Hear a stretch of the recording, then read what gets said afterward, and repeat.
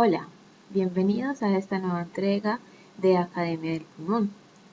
Hoy vamos a hablar de un tema bastante interesante, pero que también es bastante básico e importante para cualquier persona. Vamos a hablar de la respiración, de este acto inconsciente que nos da vida, que muchas veces lo hacemos por inercia y que no nos damos cuenta de que respiramos. Solamente sentimos que de verdad hacemos ese proceso cuando hay algo que hace que nuestra respiración se vea afectada. Por ejemplo, una enfermedad respiratoria como asma, bronquitis, neumonía, entre muchas otras enfermedades respiratorias que existen. Hoy vamos a hablar de un poco de anatomía, vamos a ver cómo es el proceso fisiológico de la respiración y cómo es que sucede. Esto va a ser un repaso, va a ser algo básico, no vamos a entrar a ver en detalle muchos de los procesos, porque la idea es que todas las personas que vean este video puedan entender y comprender con facilidad dicho proceso. Sabemos que respiramos oxígeno, ¿sí? Pero el oxígeno es solamente una pequeña parte de todo el aire que está en nuestra atmósfera. En la atmósfera hay muchos gases, entre el nitrógeno, oxígeno, dióxido de carbono, ozono, pero el oxígeno solamente corresponde al 21% de esa totalidad de los gases. Entonces, una persona normalmente cuando respira 21% de oxígeno. Eso, las personas del área de la salud lo denominamos como FiO2, fracción inspirada de oxígeno. Si tú no tienes ninguna enfermedad respiratoria, esa FiO2 del 21% es más que suficiente para mantener todos los procesos metabólicos del cuerpo sin ninguna dificultad. Pero si nos enfrentamos a una enfermedad respiratoria de algún tipo, vamos a ver que este 21% no va a ser suficiente y vamos a necesitar algo más de oxígeno adicional. Para ello vamos a tener que recurrir a un centro hospitalario para que nos puedan ofrecer ese poco de oxígeno que necesitamos. Y ya entran a jugar dispositivos de oxigenoterapia como las canulas nasales, máscaras de oxígeno, de reinhalación, de no reinhalación, etc. Pero ese no es el tema que nos compete en este momento. El oxígeno es fundamental para la respiración celular. La respiración celular es el proceso en que la célula va a captar ese oxígeno del medio ambiente y lo va a meter dentro de la célula. Cuando entra a la célula se somete a este ciclo, que se llama ciclo de Krebs. En este ciclo vamos a tener un sustrato grande que es la acetil-CoA. Eso es una enzima. Cuando se combina el oxígeno y otro montón de sustancias que aquí no las vamos a mencionar, se va a generar energía. La energía la llamamos ATP. El ATP hace que la célula se contraiga o que genere otros procesos, es decir, es la gasolina de la célula. Si no tenemos suficiente oxígeno para generar la cantidad necesaria de ATP, ya el cuerpo va a entrar en problemas y se van a generar otro tipo de circunstancias. Una vez terminamos este ciclo, va a haber un desecho. Ese desecho va a ser el CO2. El CO2, dióxido de carbono, no puede estar dentro del cuerpo. Si se mantiene dentro del cuerpo va a generar otra cantidad de problemas y va a hacer que los órganos funcionen mal y que la persona se enferme cada vez más, bueno, un montón de cosas. Así que tiene que salir. Y la forma de salir, como es un gas, es por medio de los pulmones. Este se va a ir transportado por la sangre. Su mayor cantidad va a estar diluida, algunas van a estar combinados con otras moléculas y otras van a estar dentro de los glóbulos rojos. Pero cuando llega a los pulmones, este CO2 lo que va a hacer es que va a pasar una barrera entre la sangre y el alvéolo, que enseguida vamos a hablar de anatomía, y va a salir con cada exhalación que nosotros hagamos. ¿Dónde más vamos a encontrar CO2? Vamos a encontrar en la fermentación de material orgánico y también en la combustión de petróleo y de derivados del petróleo. Pero bueno, entonces, ¿cómo funciona la respiración? Para que se dé el proceso necesitamos varios pasos. Necesitamos tener un cerebro óptimo, músculos bien, que sean íntegros. Necesitamos una vía respiratoria. También necesitamos que se genere un adecuado mecanismo de difusión o de intercambio de gases. Necesitamos un corazón que sea fuerte para que nos dé una buena circulación y que las células también estén en buen estado. Y también vamos a necesitar que la mecánica pulmonar se dé adecuadamente. Vamos a pasar a ver cada uno de estos. En el cerebro necesitamos algo que se llama centro respiratorio. Hagan de cuenta que el cerebro es un edificio lleno de oficinas por todas partes, que ese edificio va a controlar una población. Una oficina de ese cerebro, de ese edificio, se llama tallo cerebral. En ese tallo cerebral hay una sección que se llama el centro respiratorio. Ahí es donde se genera el control general de la respiración. En el tallo respiratorio es donde se da la orden de cuándo inhalar, qué tanto inhalar, cuándo se puede parar la inhalación, cuándo empieza la exhalación. Todo ese proceso se genera por unos mecanismos químicos, es decir, que dentro de ese tallo cerebral van a haber unos receptores que van a ser sensibles a ciertos químicos. Y cuando el cerebro detecta eso, es cuando da las órdenes. Cuando da la orden para inhalar, cuando da la orden para exhalar, también controla la frecuencia respiratoria, o sea, qué tan rápido y qué tan profundo respiramos. Entonces, esta es la CPU, es el centro de control. Si nosotros tenemos algún daño en esa parte del cerebro, se va a ver afectada la respiración. Por ejemplo, una persona que estaba haciendo algún tipo de deporte extremo, sufre una caída, se rompe el cuello, por poner algo grave, y tiene precisamente la afección en esa parte. Esa es una persona que se va a ver en grandes dificultades para poder respirar y va a tener que llevar un proceso muy arduo para poder sobrevivir, porque ya sabemos que la respiración es fundamental. Entonces, primero, un tallo cerebral, un centro respiratorio óptimo. Necesitamos músculos respiratorios, no cualquier tipo de músculo. El principal músculo respiratorio del cuerpo es el diafragma. El diafragma es este músculo que vemos aquí, que todo esto es en forma de cúpula y que cuando se contrae, baja.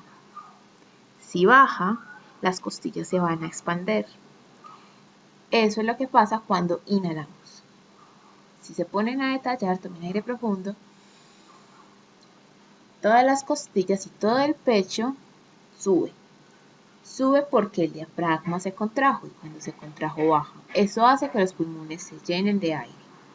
Entonces, si yo tengo un diafragma que está afectado por algún tipo de enfermedad o que está agotado por, no sé, un ejercicio extremo o porque tiene algún tipo de debilidad muscular, hay muchas situaciones que generan una debilidad en el diafragma. Si eso se genera, aquí estamos hablando que la mecánica pulmonar, es decir, esos procesos de movimiento que se generan gracias a su contracción, van a estar alterados, no van a funcionar correctamente, ¿sí? Por lo tanto, si este músculo se afecta, este músculo está conectado directamente al cerebro por los nervios, específicamente por el nervio vago. No importa qué tan bueno esté el tallo cerebral, el centro respiratorio, él puede estar perfecto, manda la orden, va por los nervios, llega al músculo. Pero si el músculo está o fatigado o débil o con cualquier otra afectación, simplemente no responde a la orden, entonces no funciona. Si no funciona, entonces ya empezamos a ver una cantidad de problemas muy grandes. Y lo principal que se nota es una dificultad marcada para poder respirar. A esto se le conoce como disnea. Pero esa disnea no es lo que nosotros vemos, es como el paciente o la persona se sienta. Es decir, yo puedo ver una persona que respira tranquilo, que no se ve agitado, no parece que se estuviera ahogando, pero esa persona siente dificultad para respirar. Nosotros decimos que tiene disnea porque esa persona dice que tiene dificultad para respirar. Ya nosotros vamos a ver otro tipo de signos, que por ejemplo usa los otros músculos respiratorios, que en este momento no los vamos a mencionar, o que se pone azul en la boca o en la punta de los dedos, que eso se denomina cianosis. Y ya pues hay otra cantidad de signos que nos demuestran en nosotros que efectivamente esa persona tiene problemas para respirar. ¿Sí? Bueno, entonces tenemos un cerebro que manda, un músculo que responde, que va a generar ciertos cambios. Pero entonces necesitamos una autopista. Esa autopista son las vías aéreas. La vía aérea se divide en dos partes, vía aérea superior y vía aérea inferior. Cuando hablamos de vía aérea superior estamos hablando de toda esta parte. Entonces vamos a tener que la puerta de entrada es la nariz. ¿Sí?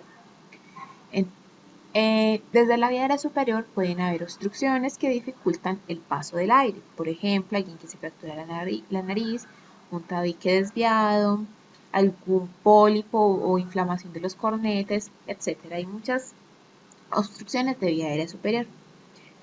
En la nariz, ¿qué tenemos de importante?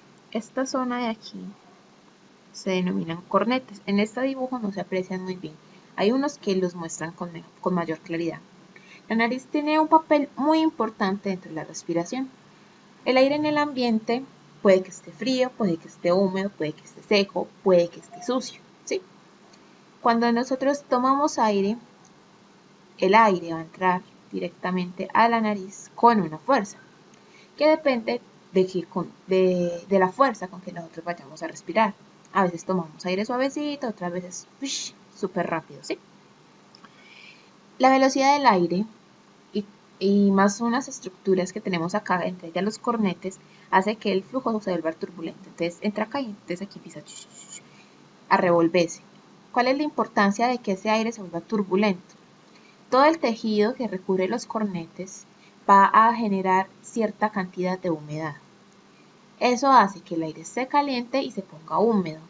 Aparte de que la turbulencia hace que en los pelitos de la nariz y en los mocos y en todas las estructuras de la nariz se filtre la suciedad del aire. Entonces, aquí esta parte solamente nos cumple tres funciones fundamentales, que es calentar, filtrar y humidificar el aire que entra.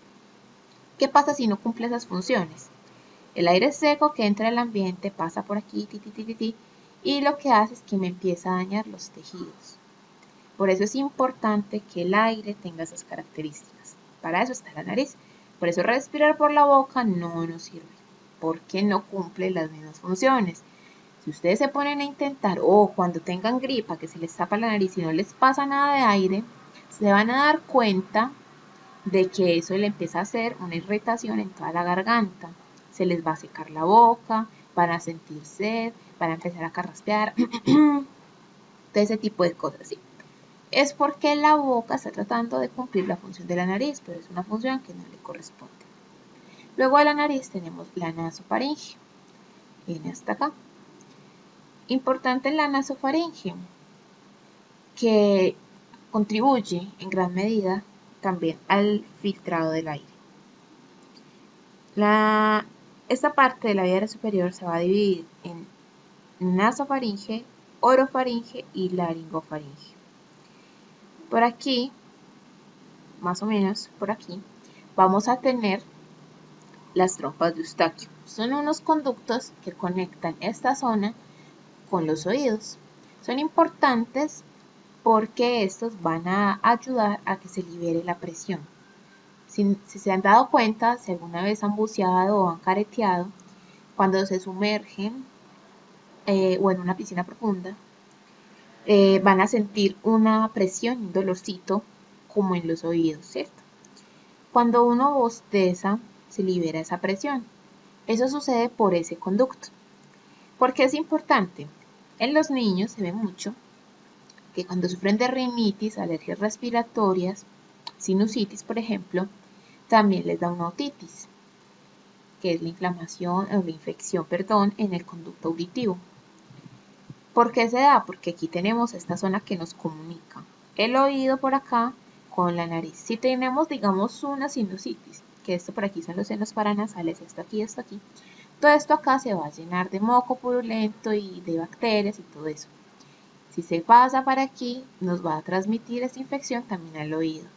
Por eso en los niños es importante tener en cuenta eso. Es posible que les dé una gripa y que a raíz de esa gripa les dé una otitis y ya sabemos que es por este conducto.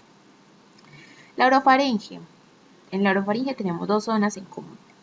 Tenemos el esófago y tenemos la laringe. En la orofaringe tenemos también las amígdalas. Aquí. En personas que son muy alérgicas, se nota mucho en los niños, hay una inflamación de estos ganglios, que por lo general eso los lleva a que vayan de enfermedad en enfermedad, amigdalitis. Por lo general, en muchos de estos niños optan por extirparlas, por sacarlas. Estos se encuentran aquí. ¿Qué más tenemos en esta zona? Tenemos la conexión entre la boca y entre la lengua y la orofaringe.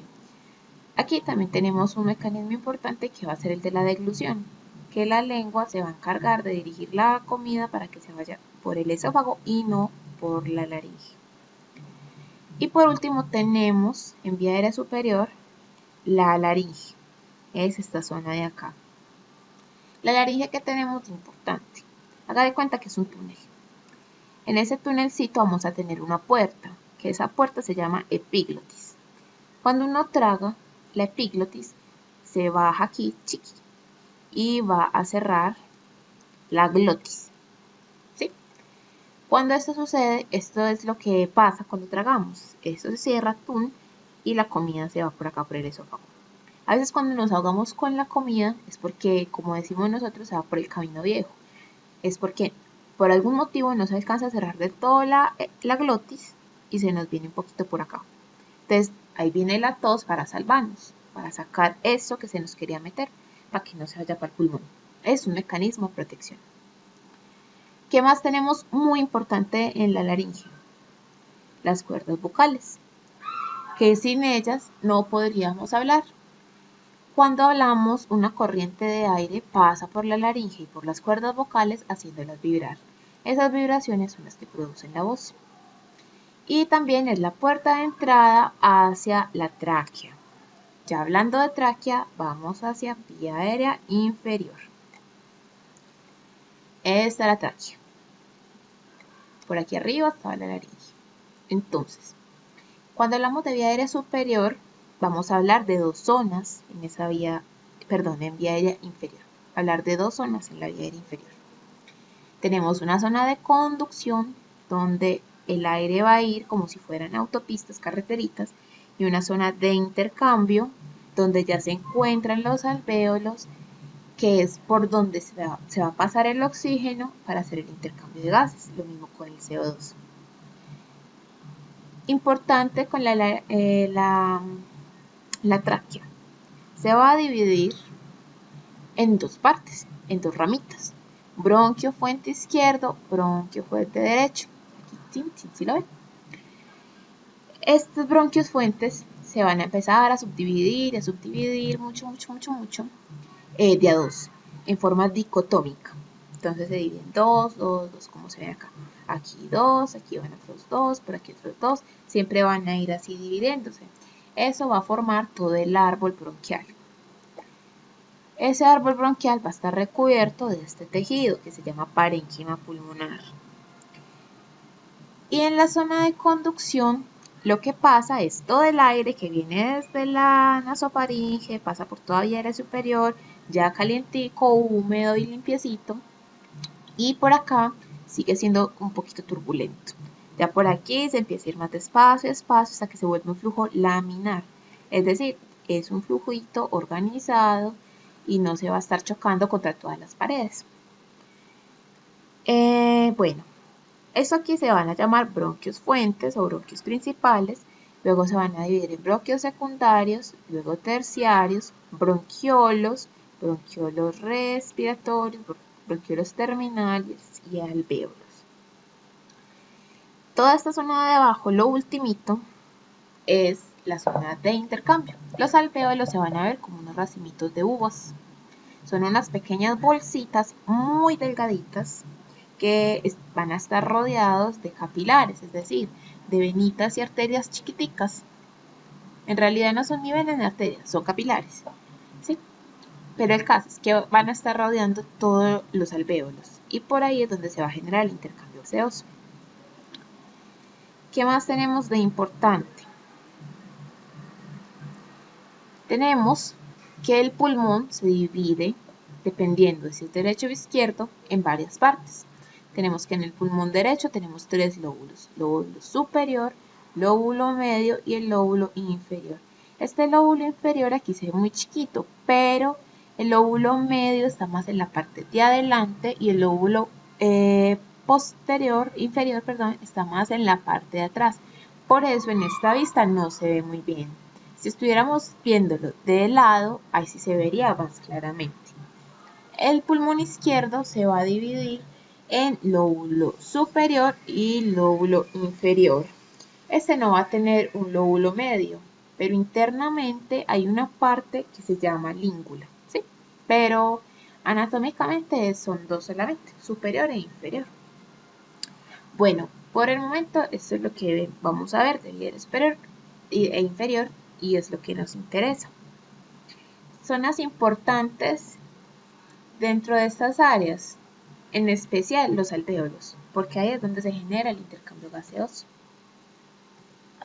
Bueno, vamos a hablar del intercambio. Primero voy a dar una pequeña explicación de lo que es la circulación pulmonar. Este es el corazón, muy conocido por muchos. Se compone toda la circulación de venas, que por lo general son azules, y de arterias, que son rojitas. Las venas son las que van a llevar la sangre, que ya está pobre en oxígeno, porque ya entregó todo el oxígeno en el cuerpo, y las arterias son las que están llenas de oxígeno. Entonces, las venas van a llevar toda la sangre, por acá y por acá, que estas vienen de miembros superiores y de cabeza, y estas vienen de miembros inferiores, perdón, que se llaman, qué pena, las venas cavas. Estas llegan y depositan toda la sangre en la aurícula derecha.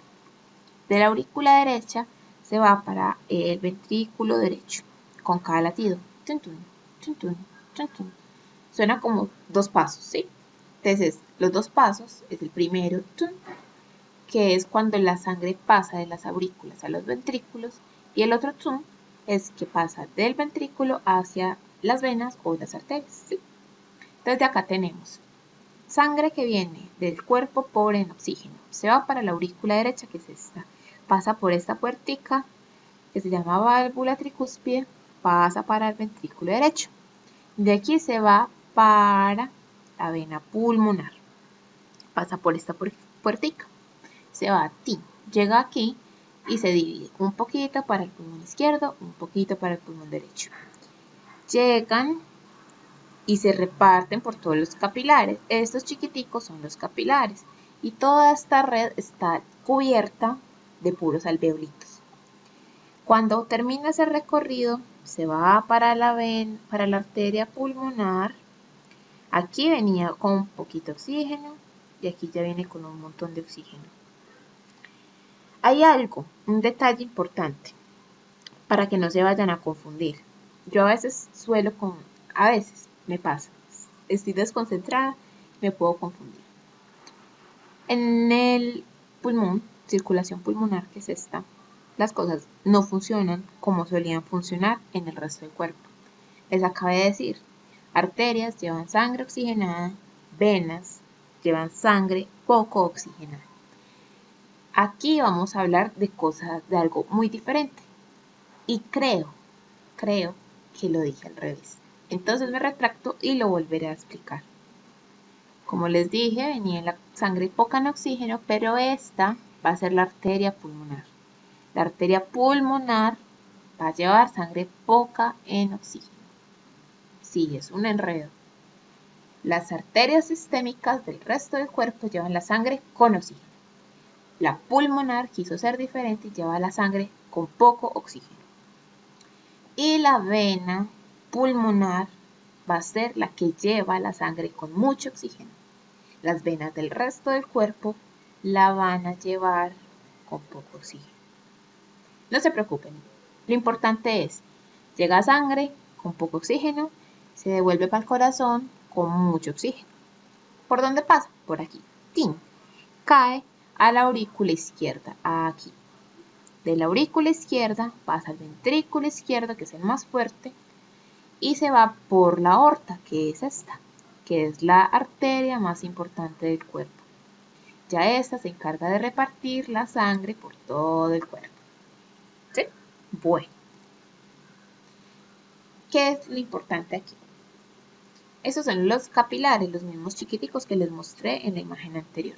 Y esta bolita va a ser la demostración esquemática de un alvéolo. Aquí también se puede ver de una forma más bonita. Llega la sangrecita con CO2, llega al alvéolo. Aquí en el alvéolo van a ver un montón de moléculas de oxígeno y van a ver un poquito de moléculas de CO2. Ellas van a pasar por aquí, y las de CO2 que vienen, que necesitan ser sacadas, van a pasar hacia el otro lado. Esto es un juego de concentraciones de moléculas. En el alvéolo, como el aire llega desde afuera, va a estar cargado de más oxígeno. Y la sangre que viene por aquí va a estar con más poquito oxígeno. ¿Eso qué genera? Eso genera un gradiente de presión. Cuando hablamos de gradiente de presión, estamos hablando de que va a haber una diferencia de presiones. Una diferencia de una presión aquí, que es más alta, y una diferencia de presión acá, que es más bajita. Ese número desigual hace que el oxígeno que se echa para acá se venga para acá. De donde hay mayor presión a donde hay menor presión. En ese orden de ideas, vamos a tener que la sangre que viene por acá tiene bastante CO2. Y acá hay más poquito. Entonces, ¿en qué dirección va a ir? Exacto, va a ir de aquí a aquí. De donde hay mayor concentración a menor concentración. Entonces es un juego bidireccional. El oxígeno va hacia los capilares y el CO2 de los capilares al alvéolo. Eso básicamente es el intercambio de gases o CO2. Pero no es tan simple como suena. O sea, eso lleva ya ciertos procesos, se necesita atravesar una barrera hematogaseosa, unas estructuras anatómicas, el oxígeno tiene que pasar todo eso, tiene que ir al glóbulo rojo para ser captado por la hemoglobina, ¿sí? Pero como dije al principio, esto es lo que les quiero enseñar es lo básico, no los quiero enredar con conceptos que la idea no es esa. De esto es lo que estoy hablando. Voy a explicar el esquema. Aquí estos cuadraditos representan las células y esto aquí azulito los alvéolos. Esta es la membrana que yo les estoy diciendo. Aquí tenemos las células de los alvéolos, un tejido que se llama intersticio, las células de los capilares, ¿sí? Y los glóbulos rojos. El oxígeno tiene que venir desde aquí, atravesar esto, y llegar al glóbulo rojo, como indica la flechita. ¿Sí? Y del glóbulo rojo, cuando ya llega a los tejidos, tiene que atravesar un tejido similar para llegar a la célula. Entonces tiene que pasar el tejido de la arteria, de la vena o el capilar, el intersticio, la pared de la célula y llegar a la célula. Lo mismo pasa con el CO2, pero en la dirección inversa. ¿Sí? Sale de la célula, pasa la barrera, llega al glóbulo rojo o a la circulación y pasa de aquí hacia el alvéolo y ya para afuera, ¿sí? En la exhalación. Básicamente eso es la difusión o el intercambio de gases. Una vez que tenemos un centro de controles que es el cerebro Tenemos músculos sanos que nos van a generar el flujo de aire que necesitamos, que llegue hasta los alvéolos, que tenemos unas vías respiratorias sanas, sin obstrucciones, que hace que todo el flujo efectivamente llegue a los alvéolos y que una vez allá tampoco tuvimos ninguna dificultad y el oxígeno y el CO2 intercambiaron lugares. Tenemos como resultado sangre nueva, sangre llena de oxígeno, llena de vida, que nos puede generar mucha energía. Para eso vamos a necesitar un corazón fuerte, porque de nada nos sirve tener toda esa sangre en tan buen estado, pero que un corazón no esté funcionando adecuadamente y no pueda llevar la sangre al resto del cuerpo. Sabemos que el corazón es la bomba del cuerpo, el que impulsa la sangre por todo el organismo. Entonces necesitamos un corazón fuerte. Necesitamos que toda esa sangre se distribuya por todo el cuerpo para que llegue a cada uno de los tejidos y a cada célula del cuerpo para que pueda hacer el intercambio que vimos arriba, pasando desde el glóbulo rojo hasta el tejido y del tejido a la mitocondria. En la mitocondria es donde se va a generar la respiración celular, que era lo que les mencionaba ahora, que era el ciclo de Krebs, que eso me iba a generar ATP, que el ATP era energía para que toda la célula funcionara y pudiera hacer sus funciones, y que desechaba CO2, y que ese CO2 iba a ir otra vez para la circulación para salir por el pulmón. ¿Sí? Esa es la parte lejana del sistema respiratorio, que finalmente es el objetivo de que nosotros respiremos, de poder generar esa energía para generar procesos. Si nosotros no tuviéramos eso, no podríamos hablar, no podríamos movernos, no podríamos digerir la comida, no podríamos sudar y todo, no podríamos ni siquiera pensar y todos los procesos que se generan dentro del cuerpo. Por eso el oxígeno es tan fundamental. Y el corazón, como necesita tanta energía, pues claro, si va a bombear la sangre para todo el cuerpo, necesita mucha energía, también consume mucho oxígeno. Es por eso que se puede decir que el corazón y los pulmones están casados. Si se paran los pulmones, como suele suceder en personas enfermas, en un paro respiratorio, se paran los pulmones, no hay oxígeno para el corazón y el corazón también se va a tener que parar porque se le acabó la gasolina. Si se para el corazón va a ser lo mismo, porque ¿quién le lleva el oxígeno a los pulmones? Los pulmones también tienen que consumir. Los pulmones necesitan energía.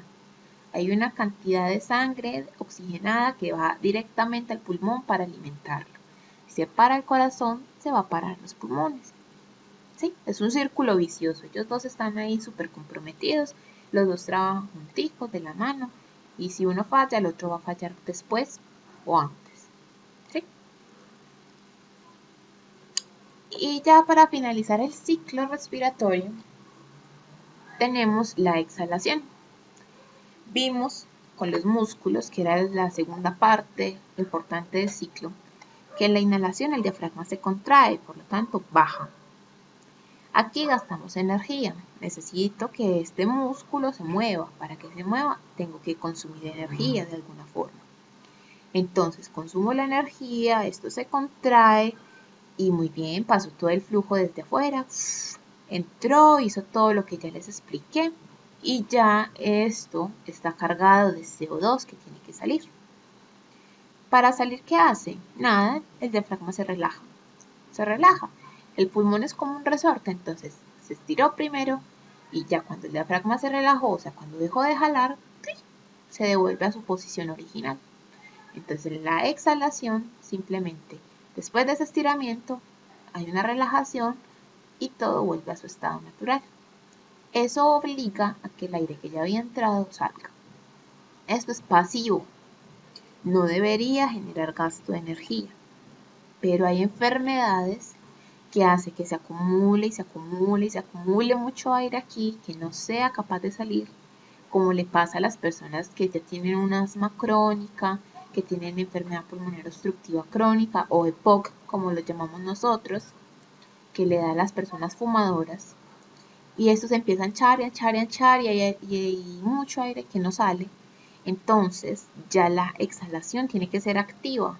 tenemos que usar músculos exhalatorios que no se deberían usar, pero en este caso les toca usarlo.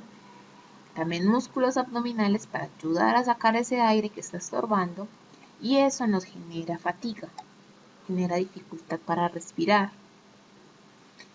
En terapia respiratoria, nosotros contribuimos mucho al reforzamiento, al entrenamiento de estos músculos respiratorios, en especial del diafragma.